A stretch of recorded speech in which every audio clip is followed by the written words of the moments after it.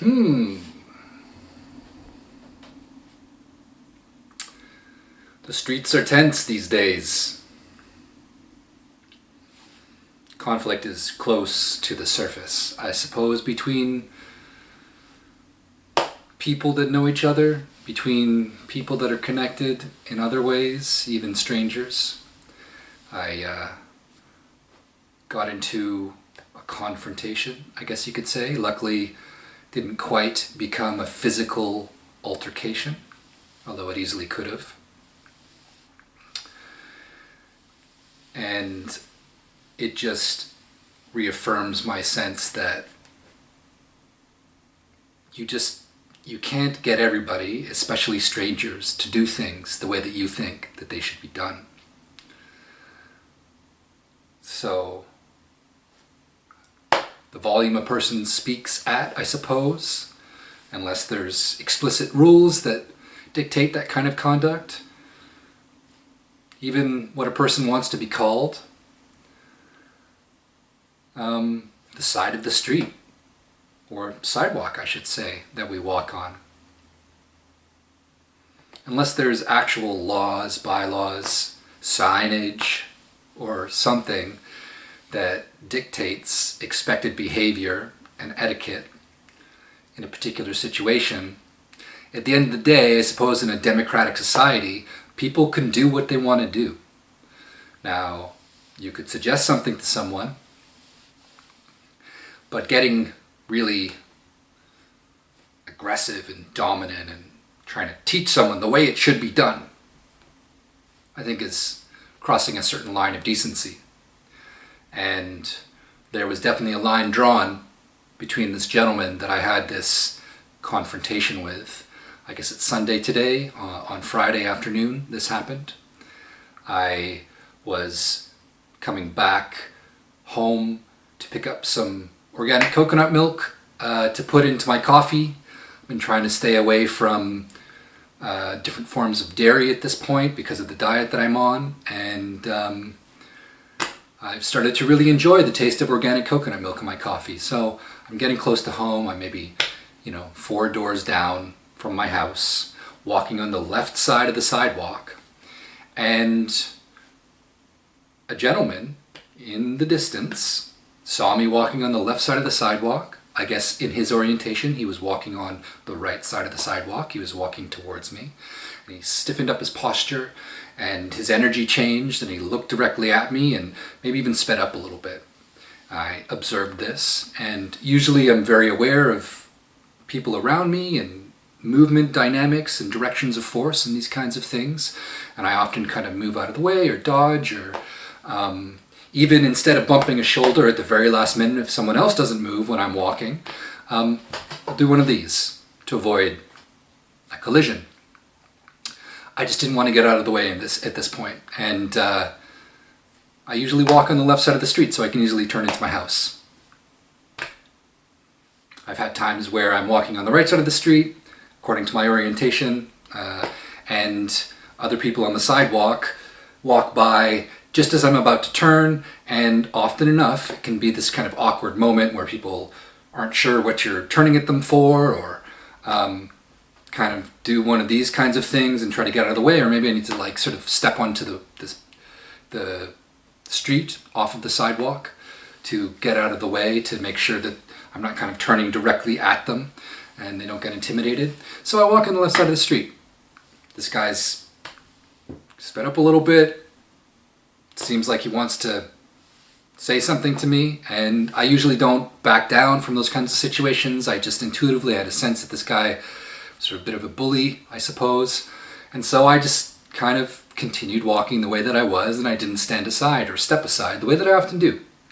Now we came up face to face, within a foot or two of each other, pretty close. We were within striking distance, right? I don't know exactly what the boundary of personal space is, but I think that at least between men, there is a recognized boundary, and I guess there's a bit of variance in what that boundary would be, depending on the size of the person, the reach and stuff like that. But I would say within striking distance, at least with the arms, is kind of like, entering someone's personal space. And we were definitely within striking distance. We were pretty close. And he stopped, and I stopped, and his chest was out. He was very tall, and essentially tried to tell me to get out of the way because people should walk on the right side of the sidewalk. I guess similar to how people drive on the right side of the road in Canada, I guess in North America. No, I just didn't like his energy. And I don't tend to back down from things. Now, I don't really get in fights. I don't back down from things. I sometimes get into arguments, but it's very rare that I actually get into like a physical confrontation with someone. I can usually stand my ground and talk my way through something, and I'm very aware that if you put yourself in that position, especially with another man, that a physical outcome might be the result of that initial verbal altercation. And I would suggest that you don't put yourself in that situation. This is my choice, this is my energy. I often step out of people's way. I often try to de-escalate and connect with someone, at least initially if there's conflict. Even if I see other people in conflict in public, sometimes I'll try to approach and kind of calm the situation down, but I just didn't like this guy's vibe, and I didn't want to step aside. So we stood there. He told me he wanted to teach me a lesson about what side of the road, what side of the sidewalk people should walk on, because the sidewalk is not the road. There's a line that divides the road. There's signage, there's literal laws that are written about how a person in a vehicle needs to move on the road. But on the sidewalk, there's not signage about that. There's not bylaws. I didn't know at the time. I argued that there wasn't bylaws. I asked him to take out his phone and look, but there's not, according to the research that I've done. Now, a lot of people on Reddit seem to think and feel very strongly that people should walk on the sidewalk, on the right side of the sidewalk, but not everybody. And some people said, why do you care? Seems kind of petty. Get on with your day. And then also some other people said, hey, Toronto is a very multicultural city. There's people from all parts of the world. And I guess it is, at least in the modern world, it's the side of the sidewalk a person, I guess, should walk on is connected to the side of the road that they drive on. In other parts of the world where people drive on the other side of the road, that seems to be reversed, at least according to the research that I did. But again, not everybody agreed, and in general, some people thought it was just kind of like a silly, petty thing to have a problem with, to get so upset about. And this guy was upset. He wanted to teach me a lesson. And I just didn't like his vibe. I didn't want to be pushed around by this bully. I had the sense he was nicely dressed. You know, he seemed like he was put together well. And I just got the sense that maybe in his life, he did this a lot, tried to dominate people with the way that he thought things should be done and get them to do things the way that he did them. And that wasn't going to happen. So I resigned myself to not step aside and stay there and speak to him and try to connect with him and get him to realize that this wasn't a good way to handle something that is ultimately just social etiquette. We live in a free country in Canada, although I guess over COVID that freedom was definitely limited and tested, and that's a topic to discuss in another video maybe. But at the end of the day, we live in a country where you can walk on whatever side of the sidewalk or right in the center if you want, in whatever way that you like, as long as you're not hurting people, bumping into them, or attacking them. And early on in this confrontation with this gentleman, as I was holding my coffee cup and sort of gesturing as I was speaking, he kept looking down like I was going to touch him or something like that, make contact with him, and he said, if you touch me, I'll break your arms, or something along those lines. And, you know, he made this like direct physical threat. Now I said, if you attack me, I'll defend myself, you know? And there's a different vibe, different energy to expressing that kind of reality, that if things get physical, there will be a response. And, you know, sort of from an enlightened point of view, from a non-ego point of view, duality point of view, maybe he's just having a bad day. I mean, I could have easily stepped aside, as I've mentioned, I am often maneuvering around people moving through Toronto. The streets get pretty busy. People ultimately walk wherever they want, even though I've been observing there is a tendency for people to walk on the right side of the road. There's many reasons people might walk in the center or on the left side of the sidewalk, I should say, whether they have a stroller or a dog or, well, in my case, I feel like I had a good, practical reason to walk on the left side of the road. I was approaching my destination. And I even had my keys out to kind of communicate that. That's something that I often do. If I see someone walking towards me in this kind of case on my street, I'll pull my keys out. And it kind of indicates, hey, they're going to be turning off soon to the other person. So maybe if there is any kind of conflict about what side of the sidewalk we should walk on, it kind of solves that conflict to observant, considerate people. Now, he wanted to teach me a lesson, and, I guess I kind of wanted to teach him a lesson too, I suppose, if I'm being honest.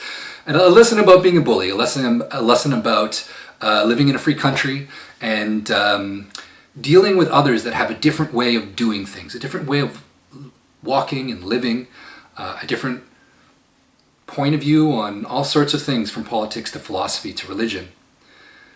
Canada has a great mix of people, and many people do things in their own way or the way that they did them, where they came from. And I think that in some ways, that's one of our strengths as Canadians. And I just don't like bullies. I don't like to back down when I feel like someone's trying to bully me, so I didn't. Now, at a certain point, after this guy threatened to break my arms if I made just mere physical contact and brushed by his coat, after this, he tried to prove his point and I guess win the argument or something by pulling three strangers aside to ask them what they thought about this expectation of how people walk on the sidewalk. Now, they seemed a little confused initially, and he started to explain the situation and make his point. And in the midst of making his point, he grabbed, it was two petite women and a large gentleman, all pretty young, but in his explanation, he literally grabbed one of the women's coat as he was trying to explain, I guess, the orientation of things, and yanked her and pulled her off her stance, right? Made her actually step to the side a little bit. So he broke physical contact and yanked a woman to make his point.